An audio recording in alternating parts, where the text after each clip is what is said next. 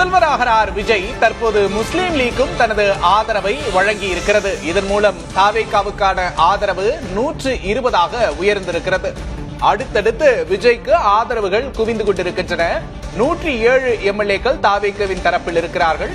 எந்தெந்த கட்சிகள் தாவேகாவுக்கு ஆதரவளித்திருக்கின்றன என்பதை பார்க்கிறோம். பெரும்பான்மைக்கு தேவை 118 என்ற நிலையில் அதைவிட கூடுதலாக 2 இடங்கள் பெற்று தாவேகா ஆட்சி அமைக்கிறது. பெரும்பான்மையை எட்டி இருக்கிறது தாவேகா. 118 தேவை என்ற நிலையில் 120 உறுப்பினர்களின் ஆதரவு தற்போது கிடைத்திருக்கிறது. தற்போது முஸ்லீம் லீக்கும் தாவேகாவுக்கு ஆதரவு தெரிவித்திருக்கிறது. முதல்வராகிறார் விஜய்.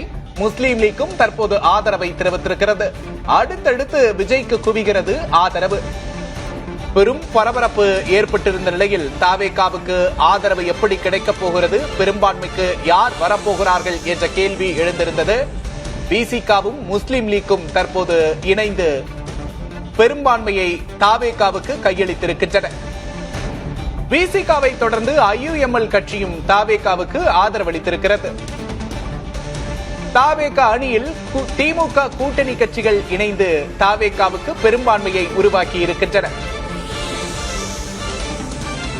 அடுத்தடுத்த திருப்பங்கள், அடுத்தடுத்த அரசியல் நகர்வுகள் என்று பரபரப்பாக சென்று கொண்டிருந்த நிலையில் தற்போது தாவேகாவுக்கு பெரும்பான்மை கிடைத்திருக்கிறது. எப்போது ஆட்சி அமைக்கப் போகிறார் விஜய், எப்போது முதல்வராக போகிறார் விஜய் என்ற கேள்விகள் மட்டுமே நம்மிடையே தற்போது இருக்கின்றன. பெரும் எதிர்பார்ப்புகளுக்கு மத்தியில் சற்று நேரத்திற்கு முன்னதாக விசிக தனது ஆதரவை வழங்கியது. அதனைத் தொடர்ந்து ஐயுஎம்எலும் தற்போது ஆதரவை வழங்கியிருக்கிறது.